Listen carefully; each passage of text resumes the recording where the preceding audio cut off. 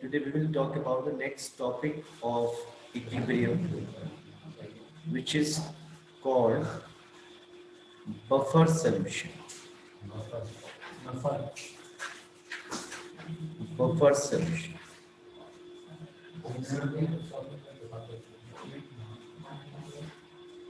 तो buffer solutions को अगर बहुत डायरेक्टली हम बात करें तो ये वो सॉल्यूशंस हैं जो अपने पीएच में होने वाले चेंज को अपोज करते हैं, रेजिस्ट करते हैं, यानी कि इनकी कोशिश रहती है कि जो पीएच वैल्यू है वो लगभग लगभग कांस्टेंट रहे।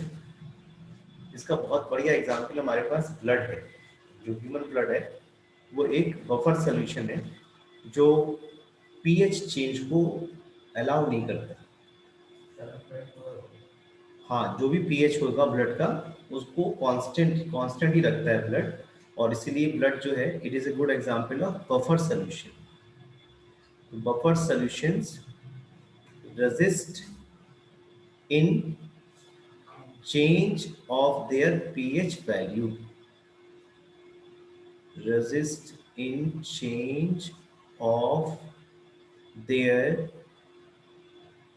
pH value if a small quantity of if a small quantity of a strong acid or a base added to it.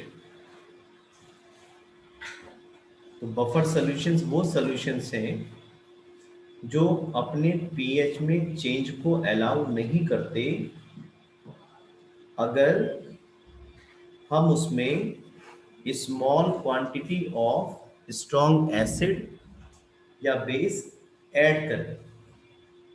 ठीक है, तो बफर सॉल्यूशंस को आप कांस्टेंट पीएच सॉल्यूशंस भी बोल सकते हो। हाँ, पीएच में चेंज अलाउ नहीं करते। क्यों नहीं करते, क्या मैकेनिज्म रहती है, क्या चेंजेस होते हैं, उसके बारे में बिल्कुल अभी डिटेल में हम बात करेंगे। बफर सॉल्यूशंस को हम काफी तरह के बफर सॉल्यूशंस हो सकते हैं, लेकिन मैं आपके साथ आज एसिडिक बफर सॉल्यूशन के बारे में बात कर रहा हूं। पहले acidic buffer solution. Acidic buffer solutions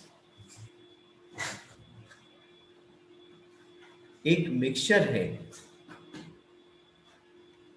weak acid,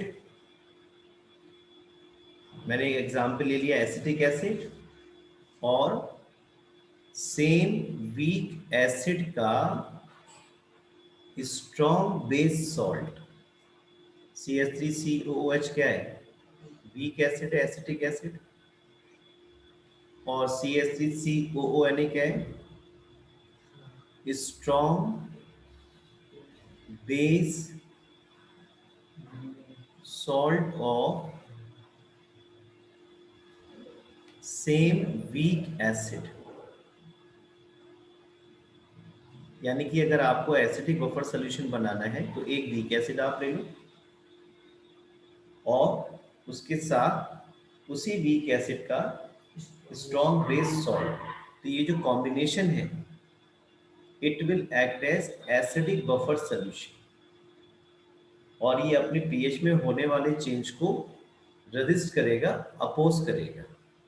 अगर आप उसमें small quantity of strong acid या स्ट्रॉन्ग बेस ऐड करेंगे तो क्या मैकेनिज्म रहती है, किस तरह से चेंज नहीं हो पाता है पीएच, वो आपको मैं अब एक्सप्लेन करता हूँ। देखिए, अगर ये एसिटिक एसिड आयनाइज होगा ना, it will furnish acetate ion in solution and H positive. ये सब एक्वस फॉर्म में, मैं एक्वस लिख नहीं रहा हूँ टाइम बचाने के लिए।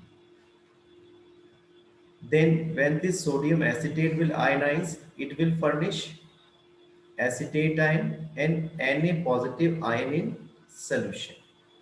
अब अगर हम थोड़ा क्वांटिटी में स्ट्रॉन्ग एसिड ऐड करें इस कॉम्बिनेशन में जिसमें ये आयंस प्रेजेंट हैं, इनमें हम स्ट्रॉन्ग एसिड अगर ऐड करते, देखिए on adding a small quantity of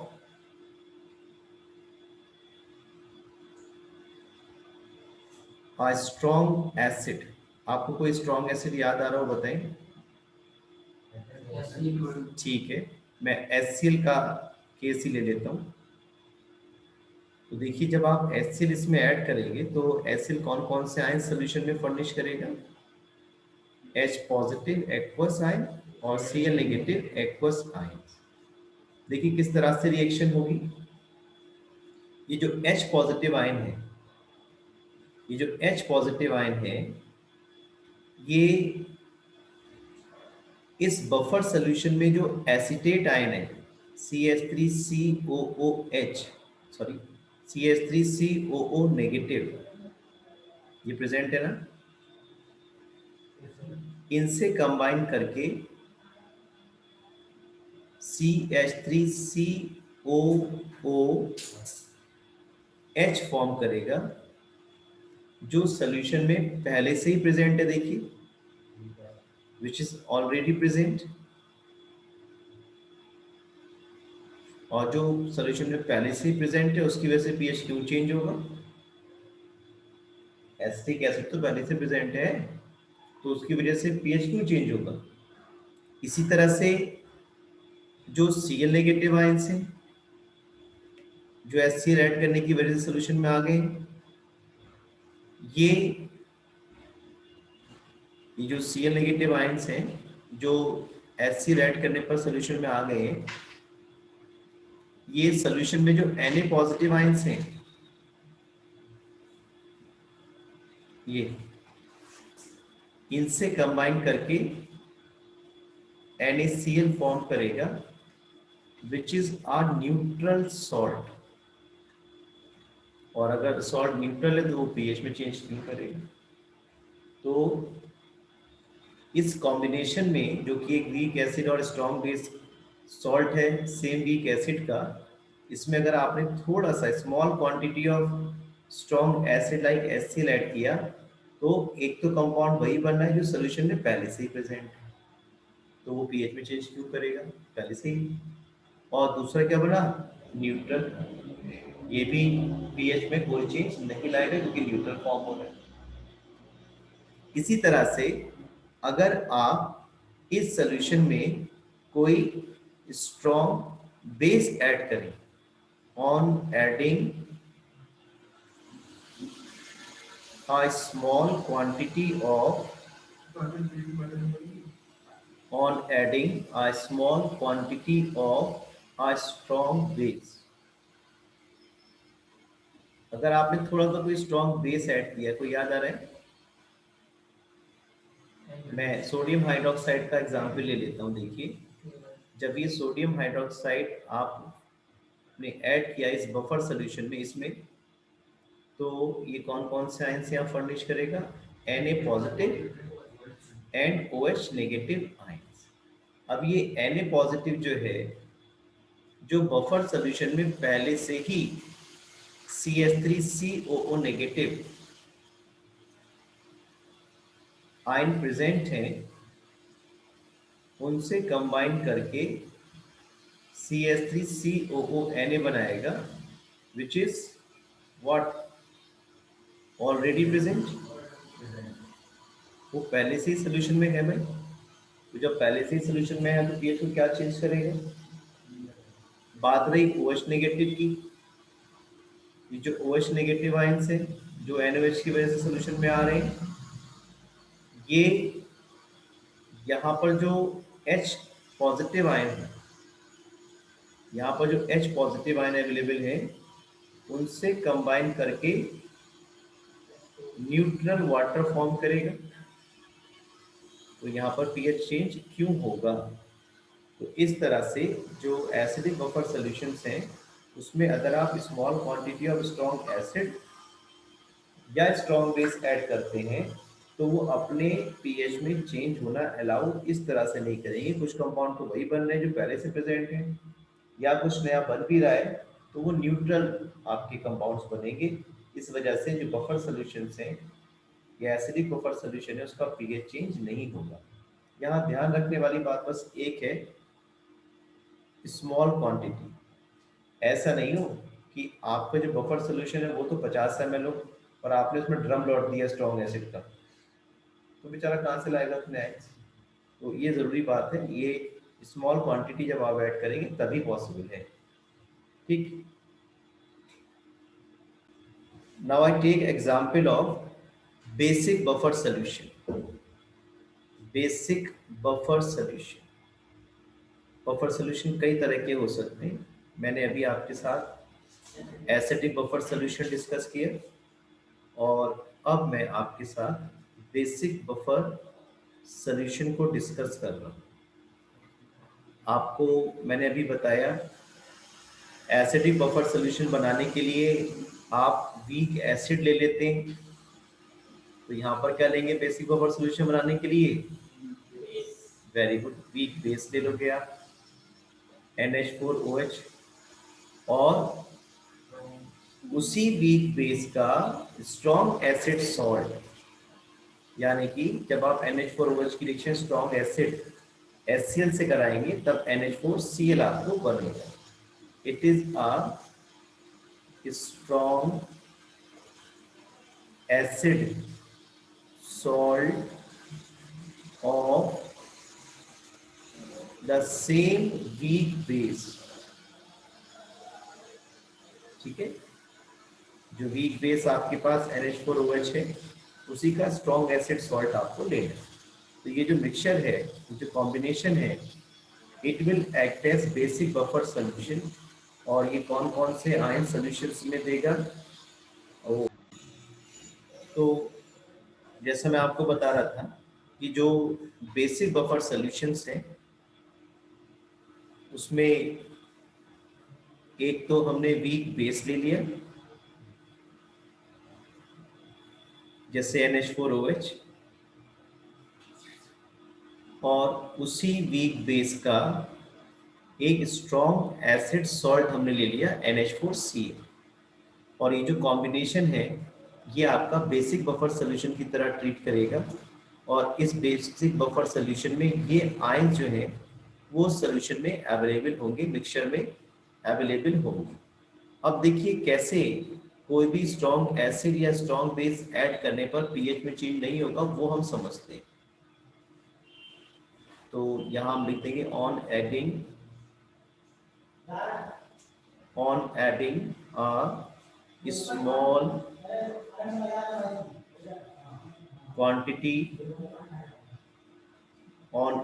a small quantity of a strong acid ही ले लेते हैं, जैसे हमने HCl लिया था वही बात कर लेते हैं।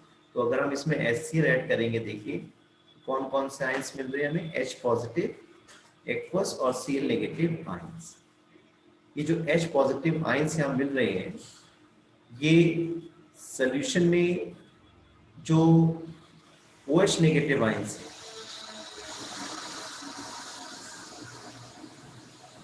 इनसे कंबाइन करके न्यूट्रल वाटर बनाएगा। और ये जो Cl नेगेटिव आयन प्रेजेंट है HCl की वजह से, वो सॉल्यूशन में जो NH4 पॉजिटिव आयंस प्रेजेंट है इनसे कंबाइन कर लेगा और क्या बनेगा, ये ऑलरेडी प्रेजेंट है, आपको दिखाई नहीं पड़ेगा क्योंकि एक तो सब्सटेंस वो बना जो कि सॉल्यूशन में ऑलरेडी प्रेजेंट है और दूसरा जो न्यूट्रल बन रहा है। अब अगर हम बेसिक बफर सॉल्यूशन में कोई बेस ऐड करें, on adding a small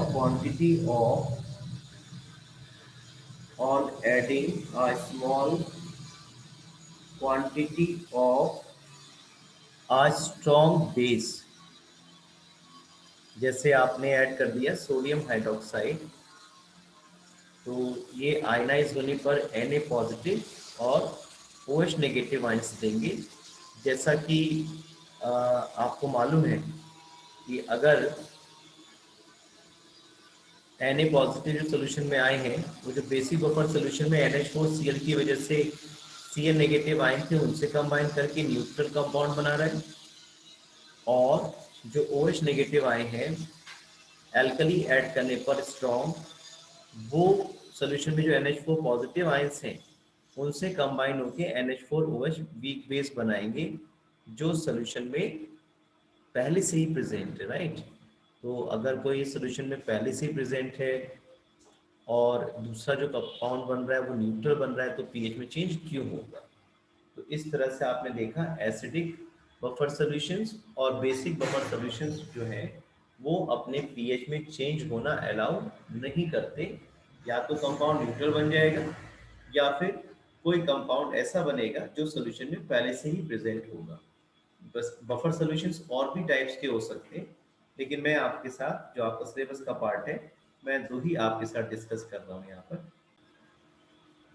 acidic buffer solutions के न्यूमेरिकल्स भी हमें मिलते हैं और एसिडिक बफर सॉल्यूशन के लिए को सॉल्व करने के लिए, एसिडिक बफर सॉल्यूशन से रिलेटेड प्रॉब्लम्स को सॉल्व करने के लिए